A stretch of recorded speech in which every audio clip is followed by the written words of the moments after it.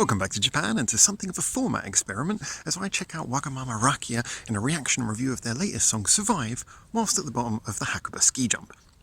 Not in winter. As always, this is the review video. If you want to see the reaction that I just recorded, pause this video, click the little link in the description below, and it'll open up a separate YouTube player where you can check out the reaction if you haven't heard the song before, or if you just want to see how I reacted when I first heard it. Little word of warning, this is a format experiment, and as a result, I did just check out that bit of that video. The volume on the music is a little bit quiet, so do, if you want to hear the music properly, check out the reaction, but also check out the original video as well, just so you can hear it nice and crisp, and you don't lose any of the quality of the music before I review it. But anyway, here comes the review. So if you've heard the song, if you've seen the reaction, if you've done everything you need to, here it comes. Don't say I didn't warn you.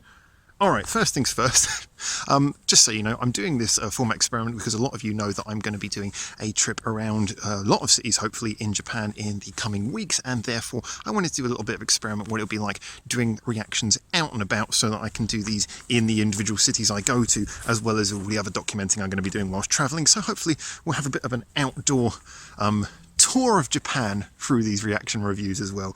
But this is, like I say, the town that I'm residing in at the current moment. Now, moving on to the music, Wagamama Rakia, a band who I checked out before, and I'd been asked to check out another song by them called Melody, and apologies, I was going to check that out today, but then I saw that they released a video a week ago, and Melody doesn't have its own studio video, this does, so I was awful and went ahead and reviewed the new song instead. Sorry, I will get around to Melody, I promise.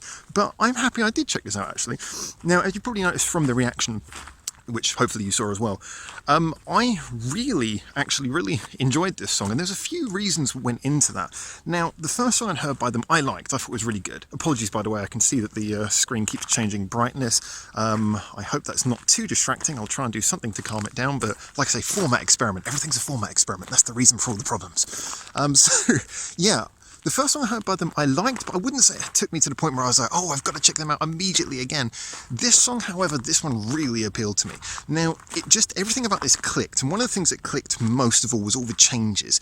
Now, any sort of really interesting band knows how to throw in changes into their music. Doesn't mean you have to do it all the time, but it is a mark of sort of a band who's really got sort of good, well-written music and is trying to engage you at all points. Now, this started off immediately, the intro was nothing that we haven't heard a million times before, but it was really well executed. I loved the production, everything sounded thick, but also sounded sharp. It was just rocking from the first few seconds.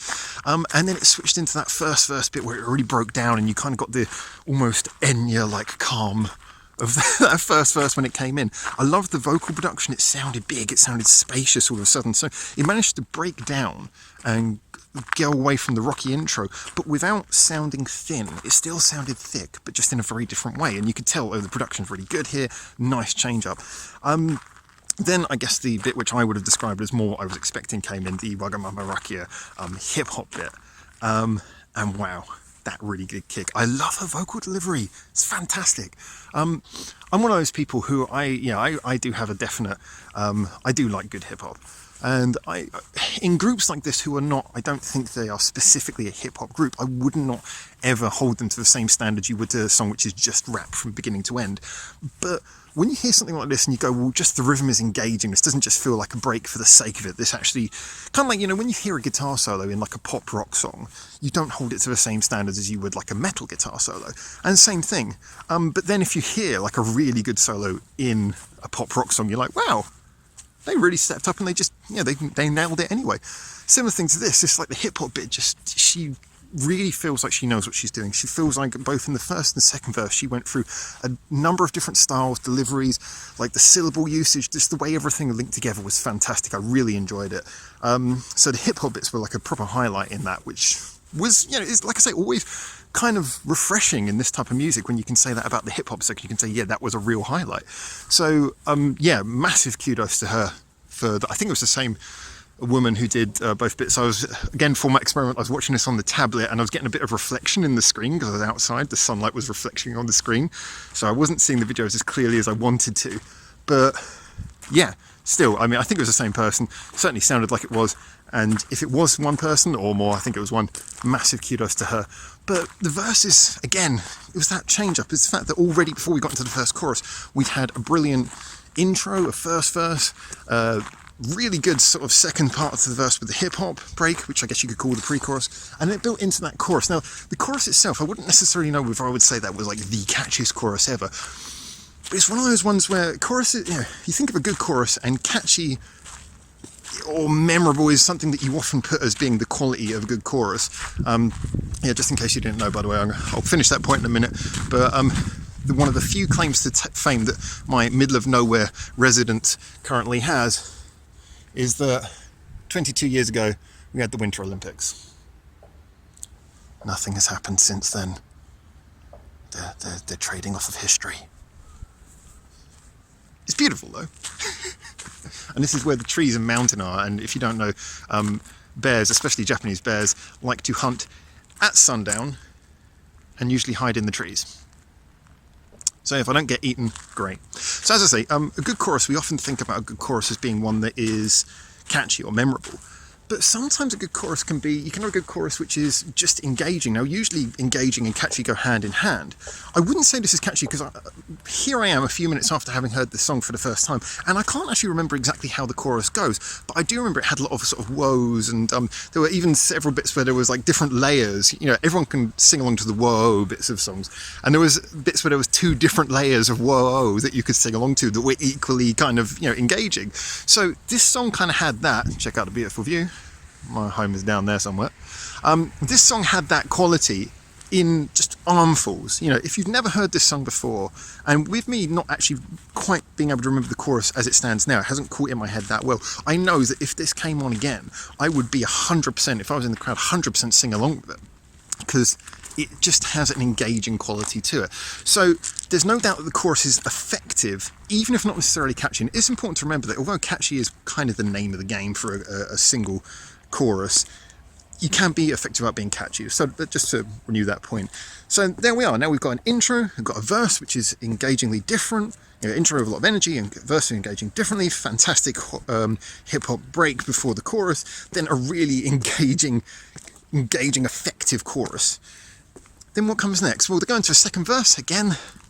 The Japanese name of the game. They're one of the techniques which is very commonplace in Japanese music, but I'm very happy is the the flipped up second verse, and they did that again. You had the same verse melody, but instead of being sort of broken down and quiet, they now had it more impactful. But to give it again a sense of variation from the rest of the song, they use that sort of distortion on her vocal, and they use a slightly tripped up beat. So again, detail, things coming in, interesting changes, but again, well executed, everything perfectly executed throughout.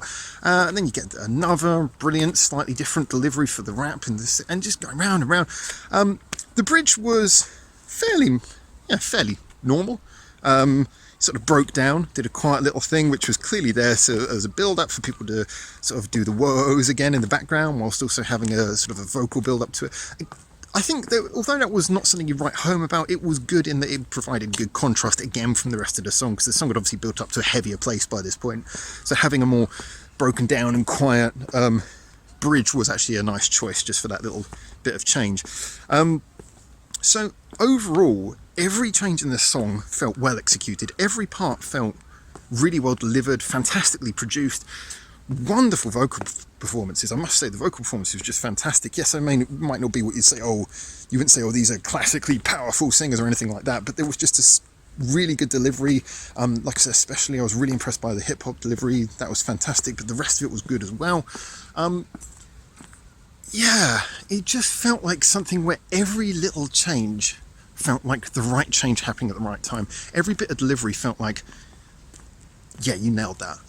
The production, fantastic. The backing music, the way the beat tripped up, did its little things in different places. This was kind of faultless in my opinion. Now, this is something that I've often said in these reviews, is that sometimes you can have something which is completely faultless. That doesn't mean that it's the perfect song, because, like I say, could it have been catchier? Yes, probably could have been. Is it going to necessarily be to everyone's taste? Maybe not. Is there maybe some trick that I haven't thought of that they could have done that could have made the song better? Maybe.